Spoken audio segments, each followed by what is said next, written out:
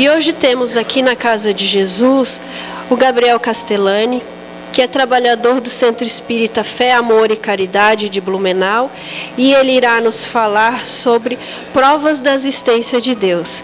Que Jesus o abençoe, Gabriel. Obrigado. Fique à vontade. Boa tarde a todos. É um prazer que possamos então fazer uma boa reflexão sobre esse tema que tanto nos toca, que são as provas da existência de Deus. E para nós iniciarmos a nossa reflexão, nós inserimos essa imagem, que é a imagem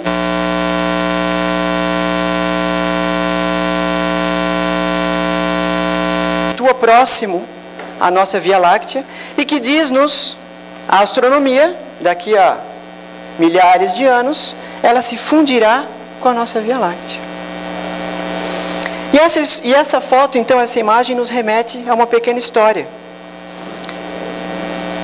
Conta-se que um senhor já de muita idade, árabe, analfabeto, fazia uma oração na sua tenda, muito fervorosa, quando o seu senhor, aquele para quem ele trabalhava, passa por ele e, sabendo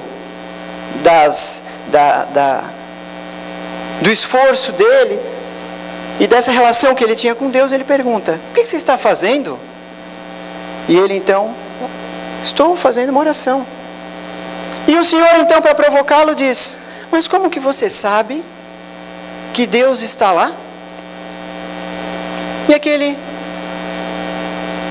árabe, muito idoso, então ele olha para o Senhor e diz: quando o Senhor recebe uma carta, como que o Senhor sabe quem foi que enviou essa carta? Ele diz: ora, eu identifico pela letra e pela assinatura. E quando o Senhor recebe uma joia, ou quando o Senhor vê uma joia, como que o Senhor sabe quem foi que fez? Ora, eu vejo pela marca do ourives. E quando o Senhor está dormindo na tenda, e o Senhor escuta passos de animais na rua, como que o Senhor sabe quais foram os animais que passaram por ali? Ora, no dia seguinte, pela manhã, eu acordo e vou analisar as pegadas dos animais, e pelo tamanho das pegadas, pelo formato, eu consigo identificar quais foram os animais e o tamanho desses animais que passaram por ali. Aí ele disse: muito bem. Então ele convida o seu chefe para fora da tenda, e naquela noite estrelada, ele aponta para o céu e diz: Senhor, aqueles sinais que nós vemos lá no céu não são dos homens. E essa história, embora muito singela, ela nos traz uma moral muito profunda, para nos fazer refletir sobre nosso Pai, Deus.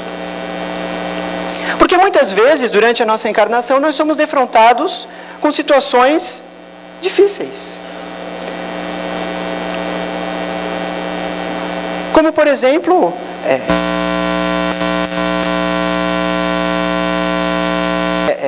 informações que nos chegam sobre Deus.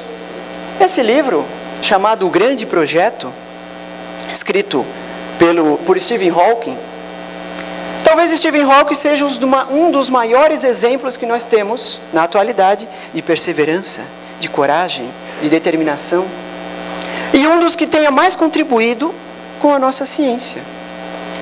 Mas em alguns momentos nós nos colocamos em dúvida e em xeque, porque nesse livro Stephen Hawking fala das mais recentes descobertas da astronomia, da física, das relações entre os astros, e lá pelas tantas ele diz o seguinte: que diante das descobertas recentes, das novas leis universais que foram identificadas, a existência de Deus se torna dispensável.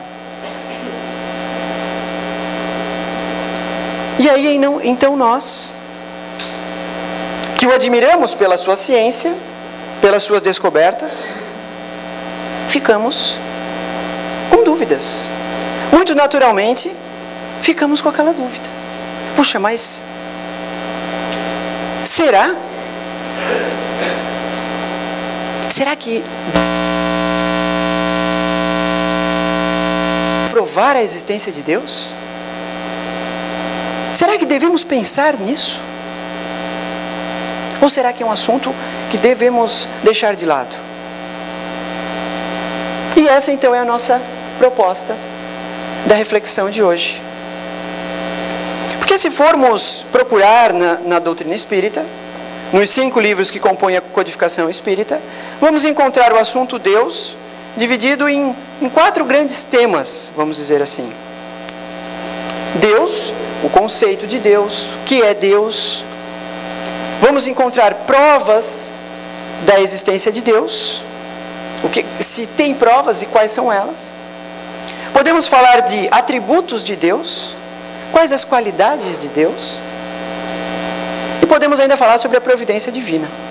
Esses 4 grandes temas nós vamos encontrar na codificação espírita. A nossa proposta hoje, então, é falarmos especificamente sobre provas da existência de Deus. Será que é possível provar a existência de Deus? Será que temos meios de provar a existência de Deus?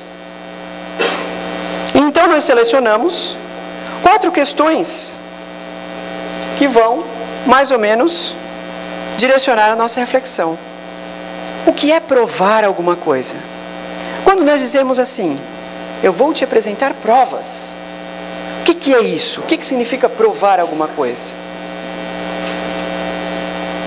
Por que provar a existência de Deus? Será que é preciso nós pensarmos sobre essa questão?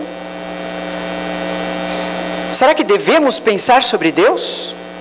Ou será que devemos simplesmente pressupô-lo e partirmos para outras questões?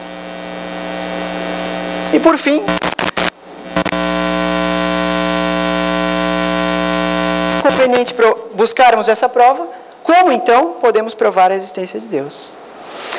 E para pensarmos no que é prova, quando dizemos a palavra prova, logo nos vem na cabeça essa imagem. Aquela prova da escola, na qual o professor coloca o aluno para responder algumas questões, a fim de verificar se ele adquiriu o conhecimento.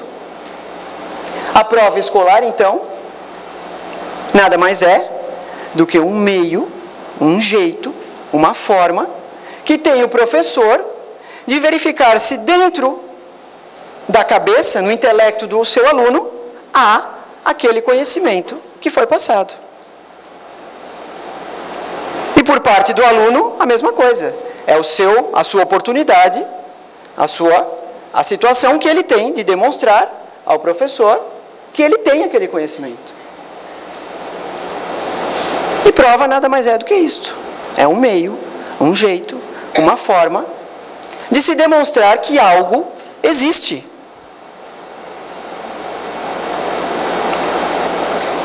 E é exatamente isso que o dicionário nos diz. Prova é aquilo que serve para estabelecer uma verdade por verificação ou demonstração. Aquilo que mostra ou confirma a verdade de um fato. Os espíritos nos dizem que a Terra é um planeta, está se encaminhando para a regeneração, mas a Terra é um planeta de provas e expiações. De provas e expiações. Será que quando os espíritos dizem a Terra é um planeta de provas e expiações, quando eles estão falando provas, será que eles estão dando esse mesmo sentido para essa palavra? Parece que sim. Mas com uma única diferença. É que as provas para Deus são um pouco diferentes dessa prova escolar. Deus não nos coloca numa carteira para respondermos as questões. Deus não faz isso. A prova perante a justiça divina, ela é prática. Ela ocorre na prática. Então, quando Deus quer verificar se nós aprendemos alguma coisa, Se nós conquistamos virtudes, Ele nos apresenta uma situação, uma experiência. Será que esse meu filho tem paciência? Então Deus nos apresenta uma situação. Um vizinho barulhento, alguém no trânsito que nos tranca. E aí nós temos que, diante dessa situação, responder à prova. Não teoricamente, mas na prática. O nosso comportamento vai dizer se nós acertamos ou não a prova divina. Então, por exemplo, diante de uma doença muito grave que nos acomete,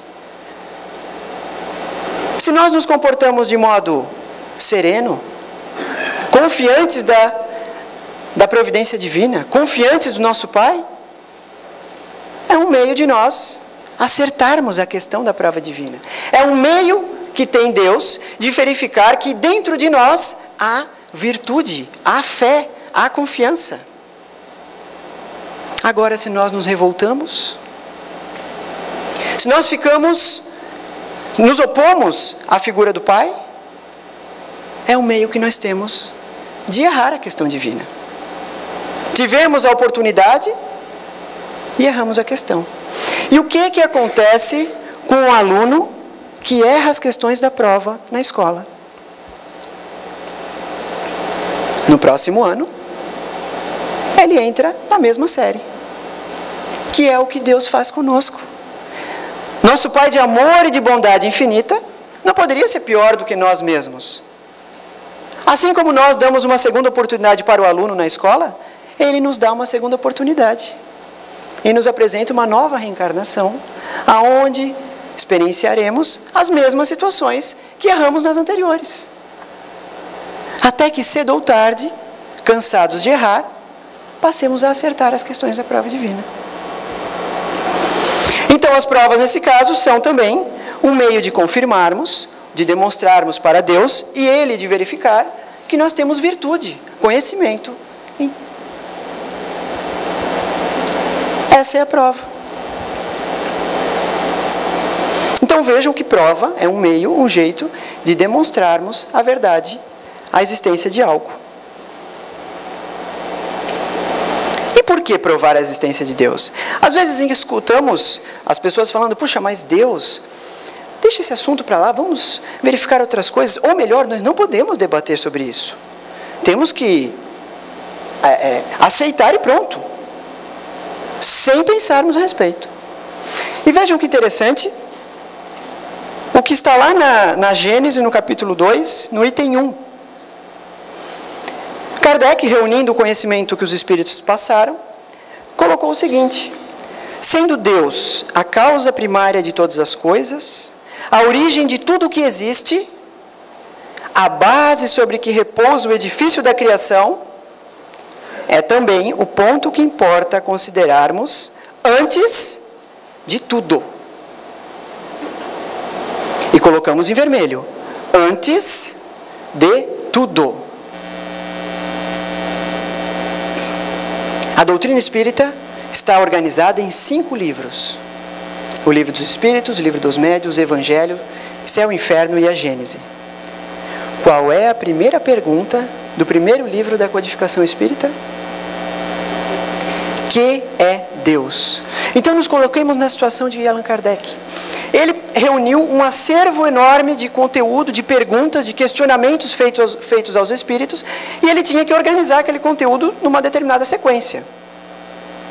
Ele escolheu o primeiro assunto, Deus.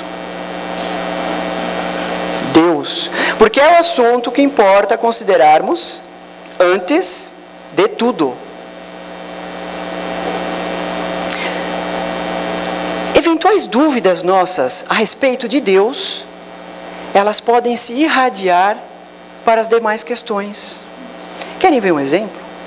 Às vezes, nos estudos, nós verificamos que a pessoa tem uma determinada dúvida, uma determinada dificuldade de compreender a reencarnação. E a pessoa não aceita e fica nessa... Mas às vezes vamos verificar que a dúvida dela não está na reencarnação. só aparenta estar na reencarnação. Que a dúvida dela está, na verdade, num dos atributos divinos, em compreender a justiça de Deus. Porque se nós compreendermos bem a justiça divina e o mecanismo da justiça divina, que Deus é Pai, que não nos pune eternamente por nada, mas sim nos concede oportunidades, a reencarnação aparece como um mecanismo muito lógico. E então a reencarnação se torna uma coisa natural. Deus nos dá oportunidades. Por isso que é importante primeiro refletirmos sobre Deus, sobre seus atributos, sobre a providência divina. É o assunto que importa considerarmos antes de tudo. Antes de tudo. Muito bem, então sabemos que provar algo é arrumar um jeito, uma forma de demonstrar que aquilo existe. Sabemos que para provar que é o assunto Deus, é o assunto que importa, o tema que importa considerarmos antes de tudo. E como então provamos a existência de Deus? Essa questão ela é tão importante que ela está lá, ela é a quarta questão do Livro dos Espíritos. A primeira questão, que é Deus? A segunda, que é o infinito? A terceira, Kardec pergunta se Deus é o infinito, e os Espíritos respondem que não. E a quarta questão, onde se pode encontrar a prova da existência de Deus? Essa é a quarta questão. E vejam que a pergunta já é muito interessante. Porque Kardec pergunta assim, onde se pode encontrar a prova? Ele não pergunta qual é a prova. Se fôssemos nós, talvez nós, meio preguiçosos, iríamos perguntar assim, me diz qual é a prova? Para vir a resposta pronta, né? Mas Kardec não fez essa pergunta. Kardec fez assim, onde está a prova? Como quem diz, me diga onde ela está e deixa que eu vou verificar. Então é uma pergunta que implica em movimento. Kardec não desejava receber a resposta pronta. E os Espíritos, muito naturalmente, respondem também impondo movimento. Eles dizem, a prova da existência de Deus está num axioma que aplicais às vossas ciências. Não há efeito sem causa. Procurai a causa de tudo que não é obra do homem, e a vossa razão vos responderá. Vejam que interessante. Então eles dizem ali, procurai. Isso nos faz refletir que nós temos que cada um fazer essa busca, para que ela se solidifique em nossa alma. Não acreditem naquilo que seja falado. Façam a busca, façam essa experiência. A doutrina espírita nos uma fé raciocinada, sobre a qual nós temos que refletir a respeito. A prova da existência de Deus está no axioma que aplicai às vossas ciências. Como quem diz assim, a prova da existência de Deus está num lugar que vocês já conhecem. Qual? Num axioma, numa regra que as vossas ciências já usam, que é, não há efeito sem causa. Pois bem, procurai a causa de tudo que não é obra do homem, e a vossa razão vos responderá. Mas será que nós já usamos esse axioma nas nossas ciências? Para isso nós trouxemos 2 exemplos, para ficar mais claro. Como que nós provamos a existência de uma árvore? Se alguém duvida, olha, eu duvido que aquela árvore existe, o que que nós fazemos? Nós levamos a pessoa até o local e mostramos a ela a árvore. E se ela duvidar ainda, pedimos para ela botar a mão na árvore. Logo, a nossa visão, 2 dos nossos sentidos suprem, são a prova, o jeito, o modo pelo qual nós temos de provar a existência de uma árvore. E uma molécula de oxigênio? O oxigênio, nas condições normais de temperatura e pressão, ele é um gás. Ele é um gás, ou seja, nós não podemos pegá-lo. Ele é o gás inodoro, não tem cheiro. Insípido, não tem gosto. Incolor, não tem cor. e não emite som algum, o oxigênio. Portanto, todos os nossos 5 sentidos não são meios adequados para provarmos a existência de uma molécula de oxigênio, porque ele não é detectável pelos nossos sentidos. Mas como então o homem chegou à conclusão da existência da molécula de oxigênio?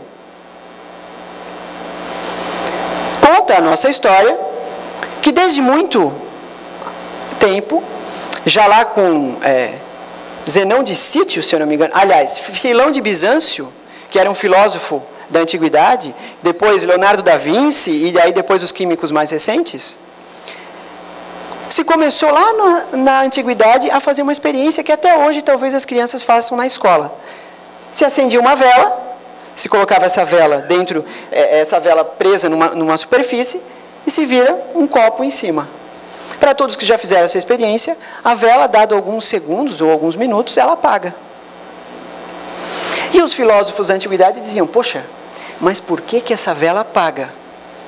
A conclusão muito lógica foi que havia alguma coisa no ar que alimentava o fogo. E quando se colocava aquela vela num ambiente confinado, aquela substância que alimentava o fogo acabava, era consumida. E quando ela acabava, o fogo apagava. Aí o homem começou, pelo efeito, que era apagar a vela, a imaginar que havia alguma substância que era a causa disso. Pelo efeito que o homem observou, ele começou a pensar. Há um elemento que é o combustível do fogo. Então a molécula de oxigênio foi denunciada por isso. Porque ela alimenta o fogo. E o homem então logo percebeu que se havia um efeito, todo efeito há de ter uma causa. E buscando a causa, chegou à conclusão da existência da molécula de oxigênio. E somente muito tempo depois é que o homem conseguiu identificar o formato dessa molécula. Porque até então só se sabia que ela existia. Mas não se sabia muito bem o formato e todas as classificações químicas que ela tem. Mas já se sabia que ela existia. E hoje ninguém duvida. Que por mais que não consigamos pegar, cheirar o oxigênio, essa sala está repleta de oxigênio. O oxigênio, então, foi detectado por qual meio? Qual foi a prova da existência do oxigênio? Qual foi o jeito que o homem usou? A razão. Quando nenhum dos nossos sentidos permite detectar aquilo que queremos provar, temos usado há muito tempo a nossa razão, o nosso intelecto, a nossa lógica, para provarmos aquilo. Pelos efeitos, remontamos a causa. E vejam que interessante. Voltando à nossa questão 4, olha o que os Espíritos nos dizem. A prova da existência de Deus está no axioma que aplicais às vossas ciências. Não há efeito sem causa. Procurai a causa de tudo que não é obra do homem, e a vossa razão vos responderá. Portanto, o meio mais adequado para provar a existência de Deus é a razão, a lógica. Por uma questão muito simples. É que Deus é imaterial. Deus não é feito de matéria. Quando os nossos astrônomos colocam os telescópios no espaço, miram para o lado, miram para o outro, não encontram Deus, pensam, Deus não existe. Mas o problema não é esse. O problema é que eles estão usando um equipamento material para detectar uma coisa que é imaterial. Isso é uma ingenuidade. A prova da existência de Deus, dizem-nos os Espíritos, está nesse axioma, não há efeito sem causa. E eles nos dizem mais: procurai com a vossa razão e com o vosso intelecto tudo aquilo que não é obra do homem, e encontrarás a prova da existência de Deus. E é isso então que nós vamos tentar fazer muito rapidamente. Só que às vezes nós não temos todo o conhecimento que é preciso para fazermos essa pesquisa. Puxa, como que eu posso fazer essa investigação profundamente? E podemos sim utilizar trabalhos que já foram feitos. Um desses trabalhos muito interessantes foi feito por esse cientista chamado Dr. Abraham Cressy Morrison. Ele foi um químico muito prestigiado, presidente da Academia de Ciências de Nova York, teve uma atuação muito relevante no Museu de História Natural de Nova York. E em 1944, ele escreveu um livro que na tradução para o português significa O Homem Não Está Sozinho. E nesse livro, então, depois da desencarnação do Dr. Cressy Morrison, ele foi resumido e foi publicado em forma de artigo pelaquela revista Reader's Digest. Ele foi publicado em 1962 com o título 7 razões por que um cientista acredita em Deus. Se jogarem no Google lá esse título, vai vir um artigo traduzido. O artigo original é em inglês e a tradução tem um monte lá no Google. 7 razões pelas quais um cientista acredita em Deus. Que é um resumo do livro.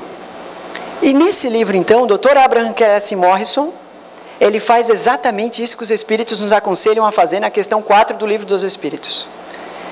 Ele olha e analisa a natureza ao derredor, tudo aquilo que não é obra do homem, e conclui pela existência de Deus, pelas provas da existência de Deus. E nós, como o tempo não vai nos permitir analisar as sete razões pelas quais ele acredita em Deus, nós vamos analisar somente as 2 primeiras. A primeira das razões pelas quais o Dr. Cressy Morrison chegou à conclusão pela existência de Deus, ela envolve o movimento e a posição da Terra, do nosso planeta Terra no espaço. Então, num primeiro momento, o Dr. Cressy Morrison chegou à conclusão que a Terra gira numa rotação, num movimento de rotação, mais ou menos a 1.600 km por hora. O movimento de rotação é aquela que ela faz ao redor de si mesma. Rotação. E translação é aquela que ela faz ao redor do Sol. Então, nesse movimento de rotação, 1.600 km por hora. Isso faz com que os nossos dias tenham 12 horas de luz e mais ou menos 12 horas de escuridão.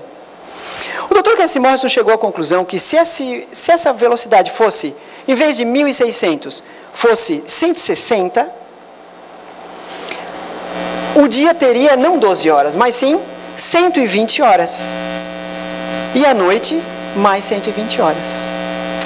E com 120 horas de exposição solar, todos os corpos orgânicos desse planeta, então, esses corpos que habitamos hoje, as plantas, os corpos dos animais, seriam absolutamente inviáveis. Eles iam queimar.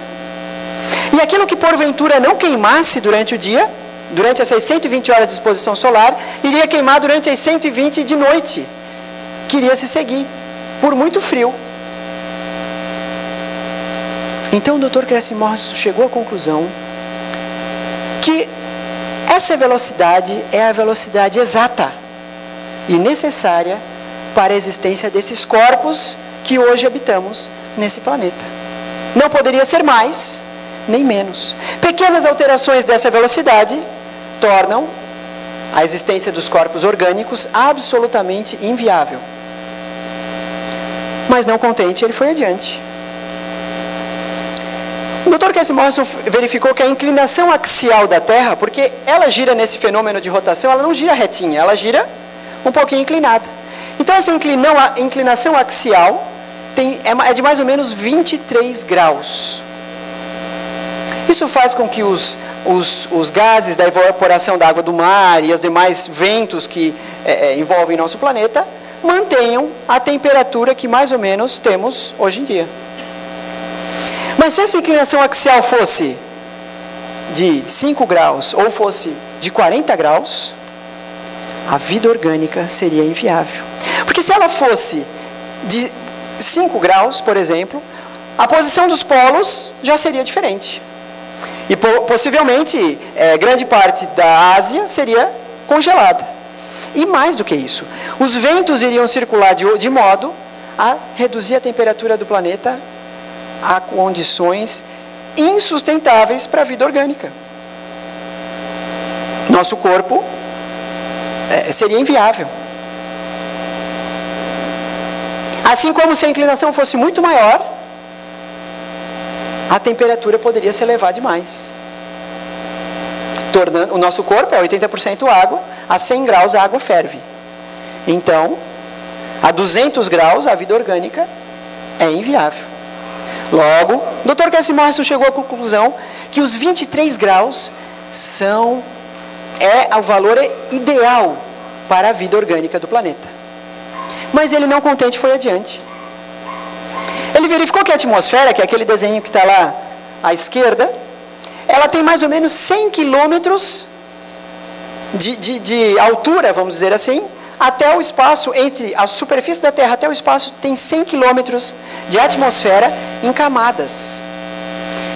E ele verificou que a Terra é bombardeada diariamente por cerca de 50 milhões de aerólitos, pedras que vêm do espaço. 50 milhões. Diariamente a Terra é bombardeada por essa quantidade de aerólitos. Só que a grande questão é que quase nada desses aerólitos chegam no chão. Porque esses 100 quilômetros de atmosfera fazem com que essas pedras se desgastem pelo caminho e se dissolvam. Agora, se essa atmosfera fosse de 50 quilômetros em vez de 100, aqueles aerólitos maiores iriam pegar no chão. Aí imaginem a Terra sendo bombardeada diariamente por milhões de aerólitos. A vida orgânica, os corpos que habitamos, as plantas, os animais se tornariam inviáveis. Assim como se a atmosfera fosse muito maior, de 200 quilômetros, a temperatura ia se elevar demais. Então o Dr. Cassie Morrison chegou à conclusão que esse valor é o valor exato. Não poderia ser mais nem menos. Mas ele, não contente, foi adiante. Ele verificou que a espessura da crosta, da parte dura da Terra, é de mais ou menos 5 a 7 quilômetros. Essa parte grossa. Para baixo é amálgama, né? Que é a rocha em forma líquida. E para cima, então, é a superfície, a atmosfera. Essa média de 5 a 7 quilômetros é o valor exato, ideal para a vida orgânica na Terra.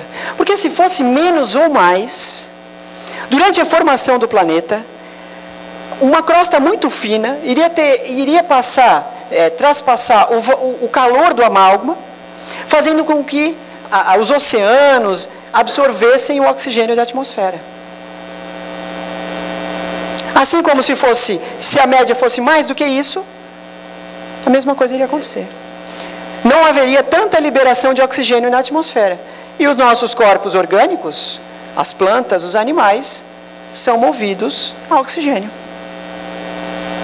Ou seja, a crosta da Terra, esses 5 a 7 quilômetros, são o valor ideal para a existência desses corpos orgânicos.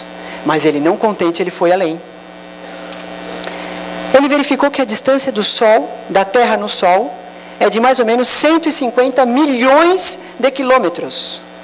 O que faz com que a temperatura do nosso planeta fique entre 50 negativos e 50 positivos. Uma média.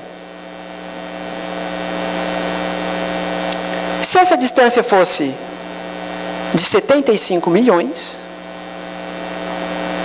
a temperatura iria para 150, 200, tornando a vida orgânica no nosso planeta absolutamente inviável. Inviável. Os nossos corpos seriam inviáveis a uma temperatura dessa. Assim como, aliás, ao contrário, se a distância fosse 300 milhões de quilômetros, e se a distância fosse 300 milhões de quilômetros, essa temperatura iria cair muito, fazendo com que os corpos orgânicos fossem inviáveis. Então vejam que é, mais uma vez, o valor ideal, o valor exato para a vida orgânica no planeta. E por fim, o Dr. Cassie Morrison chegou à conclusão de que a distância da Terra na Lua é de mais ou menos 380 mil quilômetros. se essa distância fosse a metade desse valor, sabe o que iria acontecer? 2 vezes por dia, um lado da Terra iria ficar submerso. Porque a Lua estaria tão perto e a atração seria tamanha que 2 vezes por dia, um lado da Terra iria ficar submerso. Quando a maré enchesse, ela não iria encher nas proporções que enche hoje. Ela iria ficar a Terra iria ficar completamente embaixo d'água de um lado. E quando a Lua fosse para o outro lado, iria ficar embaixo d'água do outro lado. A vida orgânica, pelo menos a terrestre, seria inviável. Com a Terra sendo submersa 2 vezes ao dia, é impossível a sobrevivência desses corpos físicos, das plantas e dos animais. À exceção dos peixes, no caso. Aí, analisando então esses 6 fatores, o Dr. Cressy Morrison propôs um cálculo matemático. Aquele cálculo que nós analisamos as probabilidades de alguma coisa acontecer. Então ele fez um cálculo de probabilidade para saber qual é a probabilidade dessas 6 condições terem ocorrido ao acaso. A matemática nos propõe um cálculo no qual nós podemos verificar qual a possibilidade disso aqui ter acontecido ao acaso. Aconteceu, ao acaso. Sabem qual foi o... Então ele reuniu essas 6 condições num cálculo e sabem qual foi o resultado? É um número equivalente a 0. É 0. E isso é a matemática que nos diz. Essas condições aqui, a reunião dessas condições não é possível acontecer ao acaso. Isso aqui não é acaso. Isso aqui é Deus. É o planejamento divino. Isso aqui é resultado de uma obra bem planejada, bem organizada e destinada a uma finalidade. A matemática está nos dizendo que isso aqui é a prova da existência de Deus. Porque isso aqui não pode acontecer ao acaso. Se nós olhamos para isso aqui e imaginamos que foi o acaso, então ao andar lá na beira-mar, nós temos que olhar os prédios e temos que dizer, isso aí foi o vento que fez. Não. Nós vemos um prédio, nós vemos as janelas bem colocadas, um projeto bem elaborado. Nós muito naturalmente pensamos que há um projetista, há um engenheiro por detrás. O que faz com que às vezes nós queiramos negar que essa é a prova da existência de Deus, é porque quando nós analisamos uma obra, a complexidade dessa obra e o tamanho dela nos diz sobre a grandeza do seu autor. Quando vemos um prédio, nós conseguimos mais ou menos conceber a complexidade e a qualidade do seu projetista, engenheiro. Agora, quando olhamos isso aqui, a grandeza do Criador desta obra é tamanha que o nosso orgulho tende a negá-lo. Porque nós não conseguimos admitir algo que está tão acima da nossa individualidade. Mas isso aqui é Deus. E quem nos diz é a matemática. A probabilidade disso aqui acontecer ao acaso é 0. Diriam que é mais fácil ganhar na Mega Sena do que isso aqui acontecer. Porque isso aqui não acontece ao acaso. Isso aqui é resultado de um plano. Então essa é a primeira das razões pelas quais o Dr. Cressy Morrison chega à conclusão e tem a certeza da existência de Deus. Porque isso aqui não é possível ao acaso. Os valores são muito exatos. Mas ele verificou uma segunda razão ainda. Ele nos disse que a sabedoria animal fala irresistivelmente de um bom Criador que infunde instintos a todas as suas criaturas. Então o Dr. Cressy Morrison dos animais.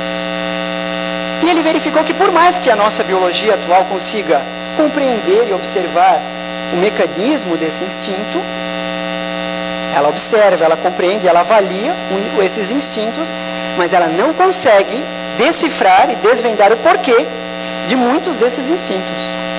Ele verificou pelo menos o caso das enguias. Dizem os biólogos, e isso é observável, que as enguias elas se reproduzem só num determinado local do planeta, naquele chamado Mar dos Sargassos, que fica próximo ali ao Triângulo das Bermudas.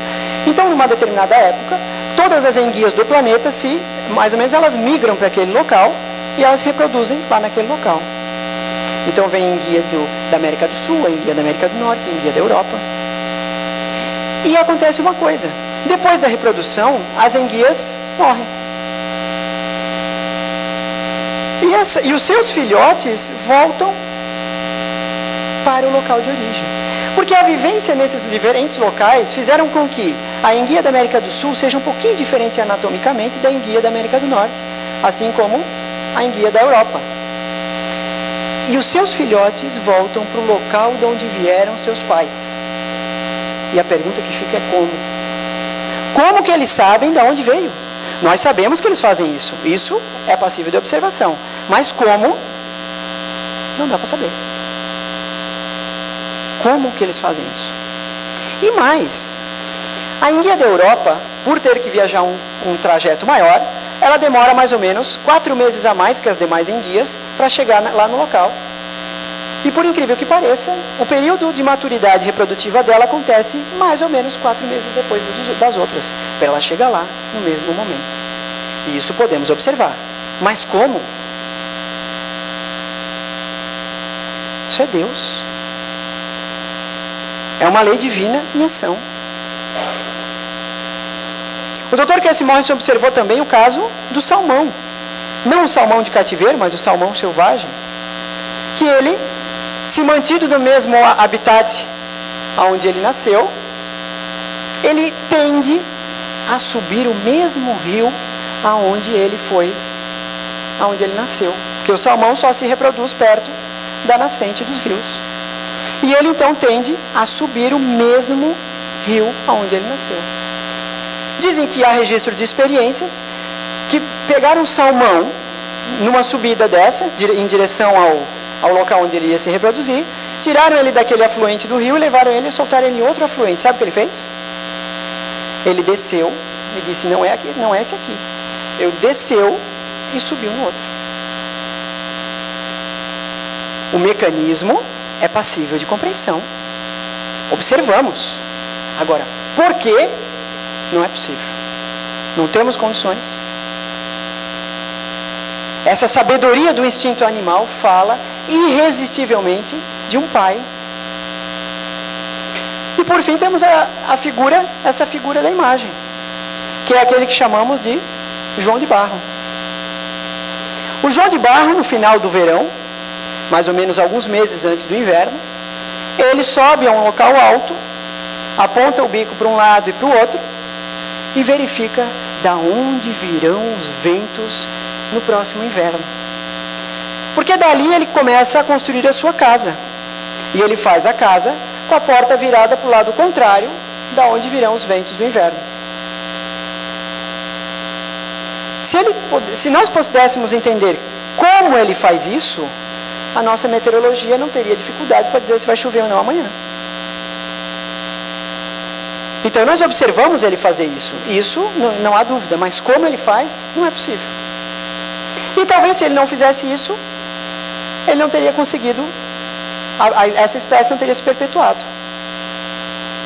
A sabedoria do instinto animal fala irresistivelmente de um bom Criador.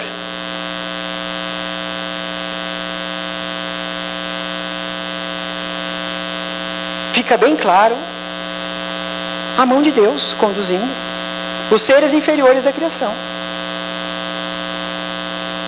O fato de observarmos o mecanismo do universo deve nos infundir a consciência da grandeza do Pai, e não o contrário. O nosso orgulho é que nos faz não admitir algo que esteja algo tão grandioso, que é Deus. Pelo tamanho da obra, podemos remontar o tamanho do seu Criador. E o Dr. Crescent Morrison ainda nos apresenta outras 5 razões. Essas são só as 2 primeiras. Então, assim, voltamos à nossa questão inicial. Onde se pode encontrar provas, a prova da existência de Deus? Os Espíritos nos respondem. A prova da existência de Deus está num axioma que aplicais às vossas ciências. Não há efeito sem causa. Procurai a causa de tudo que não é obra do homem, e a vossa razão vos responderá. Aí estão as provas da existência de Deus, que são fruto da nossa razão, da nossa análise. Então que possamos, hoje à noite, olhar para o céu, e amanhã de manhã, havendo sol ou não, que possamos olhar para essa natureza que nos rodeia e dizer: quem senão Deus criou obra tamanha? O espaço, o tempo, as amplidões e as eras, onde se agitam turbilhões de esferas que a luz, a excelsa luz aquece e banha? Quem senão Ele fez a esfinge estranha, no segredo inviolável das moneras, no coração dos homens e das feras, no coração do mar e da montanha? Deus, somente Ele, o eterno, o impenetrável, poderia criar o imensurável, e o universo infinito criaria. Suprema paz, intermina piedade, e que habita na eterna claridade das torrentes de luz e de harmonia. Muito obrigado a todos. Nós aqui agradecemos ao Gabriel pelo estudo, pela explanação da noite. Muito obrigada, Gabriel.